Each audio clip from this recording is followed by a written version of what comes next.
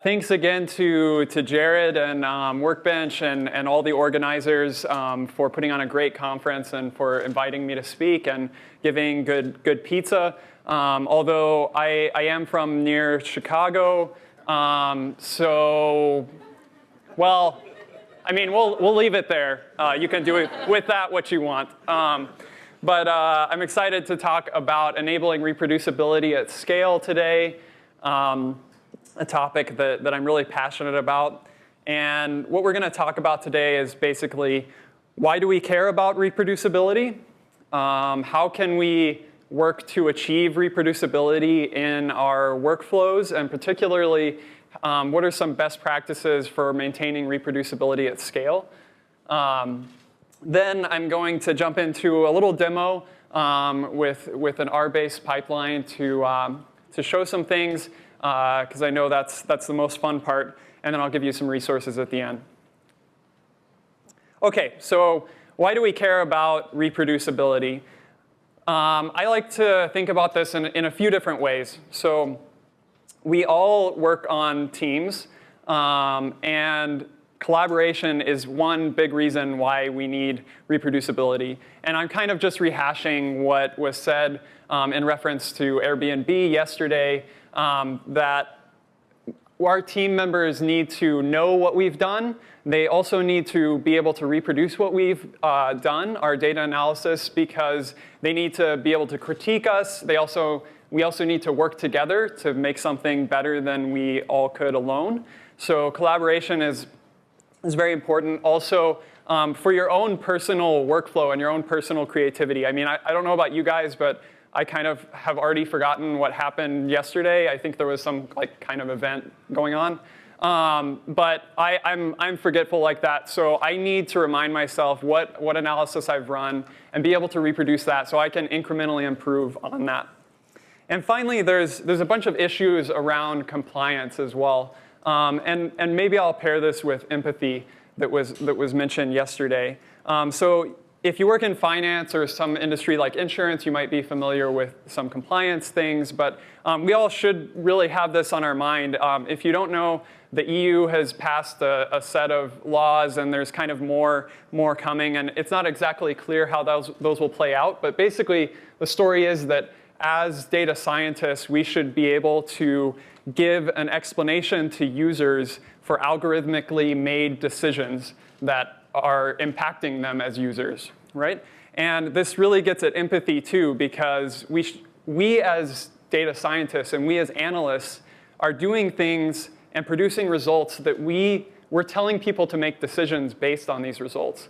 And in some cases, we're making decisions that are really impacting users in a profound way. I mean, if my self-driving car turns left instead of right, that's going to have some pretty big implications. So we need to care about having predictable behavior and having reproducible behavior. And since you guys don't, some of you don't know me, in the words of someone you might know, yesterday, I don't trust anything until it runs. Actually, I don't trust anything until it runs twice. So we can all follow that mindset. All right, now let's jump into talking about just a few best practices and a few mindsets that can help us as we try to achieve reproducibility. And really here, I think what I want to emphasize is achieving reproducibility at scale. Because as we've seen yesterday, there were a couple of talks, and in one talk, it was discussed that, my R script runs this way locally, but then for whatever reasons, it runs differently on the server, right? And so this step from running things locally to putting something into production or running on a larger data set often includes the addition of more complication into our code or into our workflow. And so with that complication can often come a breakdown in reproducibility. So just because I'm with a lot of statisticians, I'll give a statistic. How many lines of code do you think on average you can write before introducing a bug into your code? So I see one. Any other suggestions? All right, so it actually turns out that on average, people can write about 20 lines of code before introducing a bug. So if you're writing 100 lines of code, you're introducing 5 bugs. If I did that math right, maybe. So if you're introducing more complexity into your code, into your solution, you're necessarily creating a scenario where unpredictable things might happen. So I'm really so happy that Frederic put this slide up, and I tweeted that it's one of my favorite slides that I've seen in years of conferences, because I just love this. Design the simplest experiment possible to test the most critical assumption. So my first best practice that I want to encourage you guys with is to strive for and celebrate simple solutions to your problems. This is automatically going to help you maintain reproducibility as you scale up. If it's enough for you to solve a problem to calculate a maximum value, then probably you don't need a deep neural network, right? And you shouldn't be sad that you don't need a deep neural network. In addition, one other best practice that I really want to emphasize today is that we all need to be versioning our data. So this was mentioned in Dan's talk, in his project templates, but basically, when we're running data analysis, and specifically like when we're running machine learning models or something like that, the results that you get and the model that you train is going to be vastly different depending on which data sets are input to that code, right? So for us, it's not enough to version our code. To enable true reproducibility and to help us build on what we've done in the past, we really need to know what code was what data was input to our code at what time to produce what results. Okay. All right. So now onto the fun stuff. I'm glad that like the demo ice was broken earlier. I was getting a little bit worried that I'd be the first one to crash and burn. But not, and the other demos went great. So I'm glad that someone tested those waters before me, is what I'm saying. So we're going to do a demo, and here's the premise. So we're all on a team at the fancy new startup in the gardening space, and we figured out that users want to classify their flowers, but they have trouble keeping track of the species, right? So we're gonna, if we were able to have the users give us images and classify their flowers, then we would all make $1 million and get lots of venture capital and retire early. So is everybody on board? Yeah? All right, cool. So what we're gonna do, and this is probably not new to most of you guys, we're gonna take this iris data set. And it's very groundbreaking, but it has a few different attributes in it that basically describe different measurements of these iris flowers, right? You guys have seen this before. And what we'll do is we'll create an R script that takes that data set as input, and it trains a model and saves a persistent representation of that model along with like a human readable description about what that model is. Okay. Next, we'll have another R script that takes in that model, that persisted model, and it takes in input as a bunch of other attributes that we're getting from our users. So our users are saying, here are the measurements that we took, or maybe we're automatically inferring those from their images. And now we're going to take those in, and we're going to make a bunch of inferences of what species of iris flower these attributes correspond to. Okay, seem reasonable? Yeah? All right. So I'll just I'll show you what those scripts look like real quick. So here I have this train script, and it's super simple. I'm just reading in the CSV, and creating this model, and then saving the model. And then if I look at the infer, okay, I'm reading in that model, and then I'm looping over a bunch of files that I'm going to be given that contain these attributes, and I'm making some predictions and outputting those predictions to corresponding files. So this is all great, and this workflow might make sense for us as a team. So remember, we're working on this team, and I come up with this workflow. I say, I think this is pretty good. I have these R scripts, and it's not unreasonable. I think this is a good flow. But really, if I share this with you guys, what you're going to see is this, right? I have in my mind how this all should go about.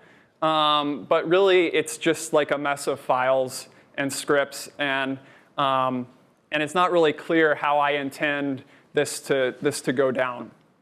Now, there are ways like using these project templates that can really help that. But now let's consider that, I mean, we really want to make millions and millions of dollars, so we're going to have millions and millions of users, right, of our gardening service, and so it's not going to work for us actually to even version this data in a GitHub repo because there's just not enough space, right? But wouldn't it be cool if we could take these components, these simple components that we've written and that work locally, and deploy them to a production cluster and string them together in a way that was completely reproducible and completely scalable without having to complicate our life with Hadoop or Spark or anything like that. But we just want to run our simple R scripts on tons and tons and tons of these attributes. Good? All right, so this is where Pachyderm comes in. So as was mentioned, Pachyderm is a project that I work on. It's an open source project. And so any of you guys can pull it down and start playing with it. And it's a distributed processing and data versioning framework. And let me describe how this would kind of work. So in Pachyderm, we would have basically the same flow that I described.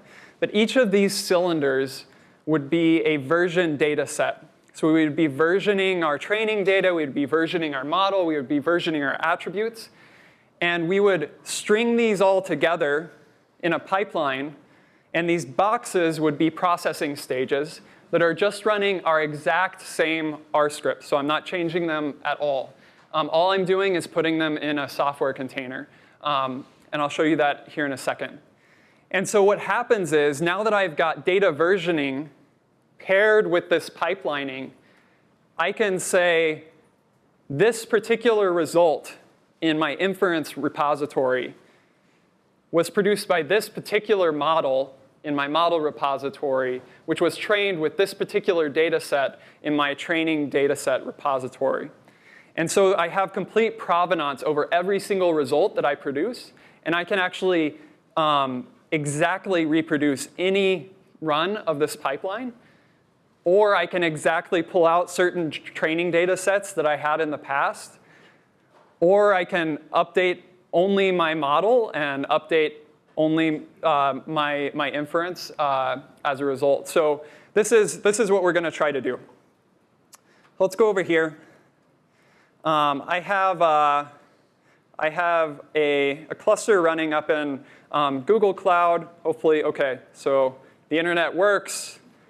Everything is good. Here's that cluster. It's just a few machines. And if you're interested afterwards, I can tell you how to spin this up in just a few minutes. Okay?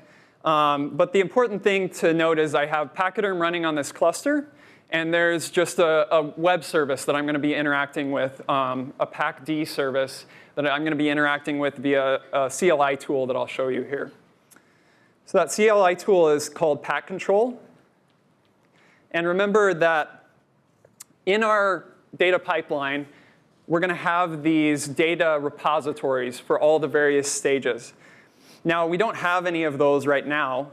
but let's create one for our training data. And let's create one for our input attributes that we're going to be making inferences based on. Okay? So now I can see I have these two repositories. There's no data in them because I haven't put any data in them, right? So let's go ahead and do that. Let's put some data. See where I'm at. Let's put some data in. Oop. So here's my iris data set. And what I'm going to do is just put that file into my training repository on the master branch, so similar to Git-like semantics. Okay. And now if I look at my repos, I have a training repo with some data in it. Okay.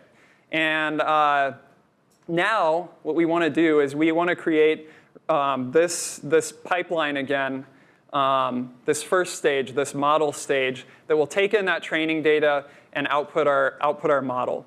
So the way that we do that is actually we just give this JSON specification to Pachyderm. And there's a lot here, but all you really have to worry about is that this is a pipeline stage we're calling model. We're going to be running that train.r script, the exact same one I showed you.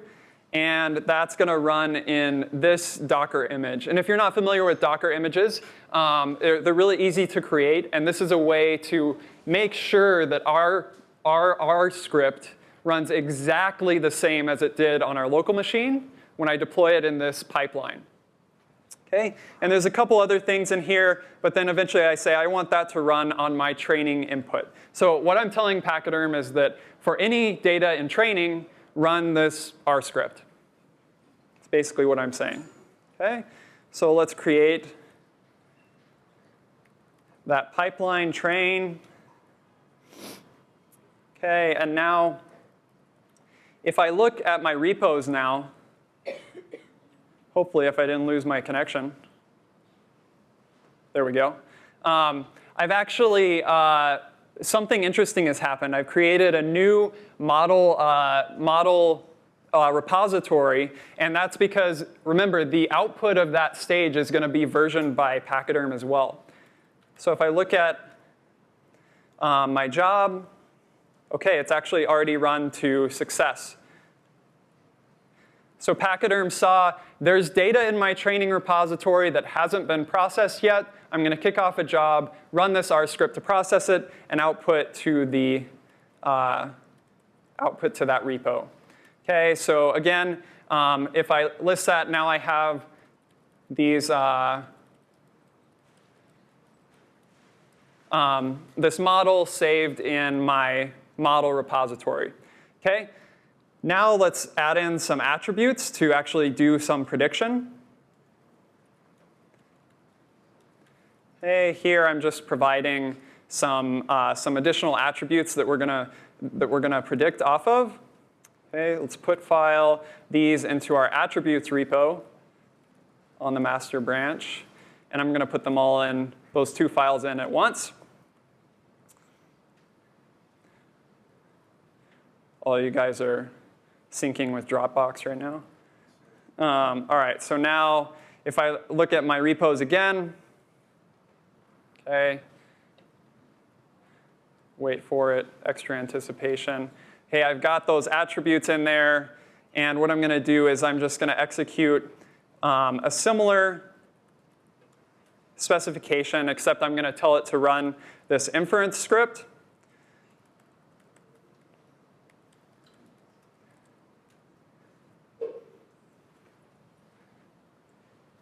Okay, and now it's going to automatically kick off those jobs to run that inference script. Okay, it's running. Hopefully in the remaining seconds we'll see. Okay, it's success, and I see that I made an inference, and I've committed those results into my inference repository. And now I can do something pretty cool. I can say that if I inspect that commit,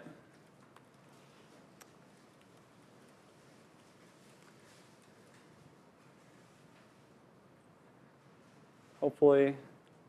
Wait for it. It's going to be exciting. OK. So actually, there's this cool part. I don't know if you guys can see that, but this says provenance. And this is exactly what I was just saying. So this commit of my inference was created by this particular model on that particular commit to that repo, and from this input to my attributes directory. OK, so that's basically the demo I wanted to describe to you guys. There's also a distributed part of this. So if you want to distribute that inference, you don't have to pull in Hadoop or anything like that. We can just tell Pachyderm to execute multiple of those workers and just run our exact same R script that we ran on our laptop over millions of those attributes files. OK, here's some resources. These will be up. I think they'll be posted on the slides. We have our own Slack channel. Be sure to check out our docs. You can Slack or tweet me there. And I'll do my own version of the shameful plug that we're accepting PRs. So please be part of the community and let me know if you have questions. I do have some stickers if anybody's into that. Find me afterwards.